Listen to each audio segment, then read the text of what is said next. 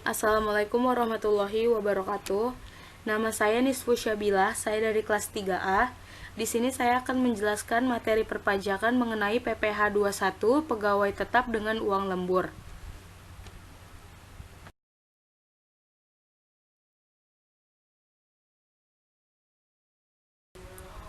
Oke, jadi apa sih PPh 21 itu? PPh 21 itu berdasarkan peraturan Direktur Jenderal Pajak adalah pajak atas penghasilan berupa gaji, upah honorarium, tunjangan, dan pembayaran lainnya dengan nama dan dalam bentuk apapun sehubungan dengan pekerjaan atau jabatan, jasa, dan kegiatan yang dilakukan oleh orang pribadi sebagai subjek pajak dalam negeri.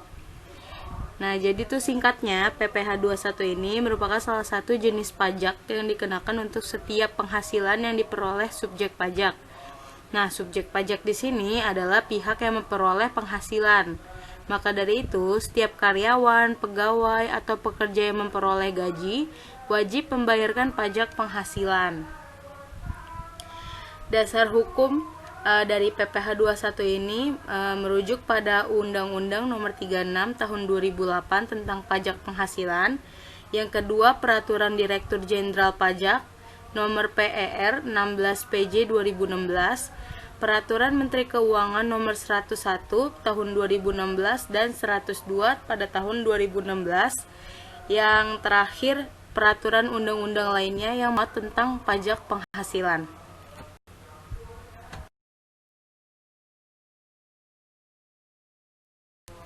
Nah, jadi maksud dari PPh 21 tentang pegawai tetap dengan uang lembur itu apa sih?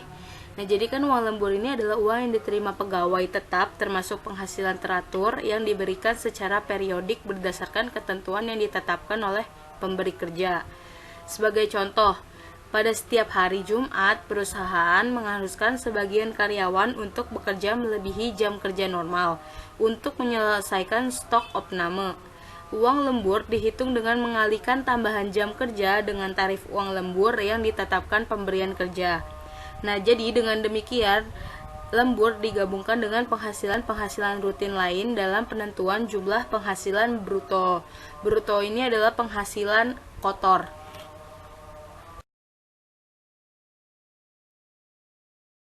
Oke, di sini ada contoh soal. Kintan merupakan seorang karyawan di PT Duta Indah dengan penghasilan per bulan 4,8 juta. Status Kintan belum menikah dan tidak memiliki tanggungan. Dengan gaji pokok yang tidak terlalu besar, PT Duta Indah berbaik hati untuk menanggung semua iuran BPJS serta pajak penghasilan Kintan. Nah, dalam perjanjian kerjanya, waktu kerja Kintan terdiri dari 8 jam sehari, setiap hari Senin sampai hari Jumat. Namun, karena bergerak di bidang media pemberitaan, Kintan masih diharuskan untuk bekerja di hari Sabtu untuk update informasi. Imbalan kerja lemburnya senilai 900.000 per bulan. Selain itu, Kintan juga memiliki biaya jabatan sebesar 305.496.000 rupiah per bulan. Jawabannya ada di slide selanjutnya.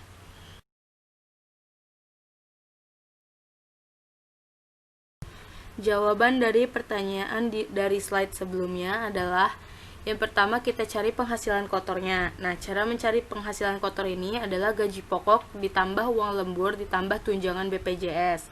Jadi 4.800.000 ditambah 900.000 ditambah 409.920. Jadi totalnya 9.109.920 rupiah.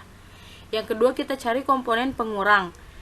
Nah, cara mencarinya dengan menggunakan jaminan pensiun, yaitu 1% dari gaji, ditambah jaminan hari tua, 2% dari gaji, ditambah biaya jabatan.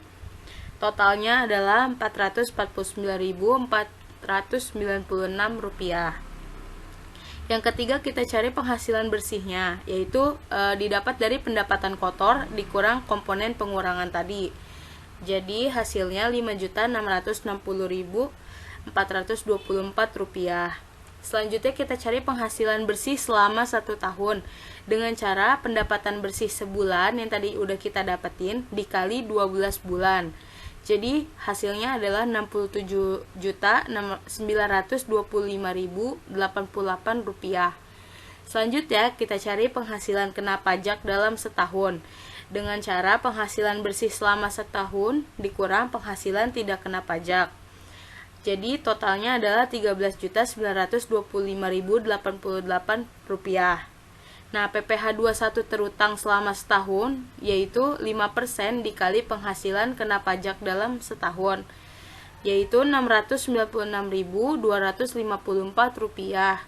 Selanjutnya kita mencari PPh 21 terutang selama 1 bulan dengan cara PPh 21 terutang setahun dibagi 12 bulan.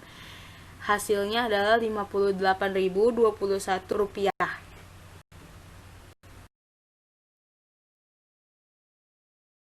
Saya cukupkan untuk penjelasan materi PPh 21 mengenai uang lembur.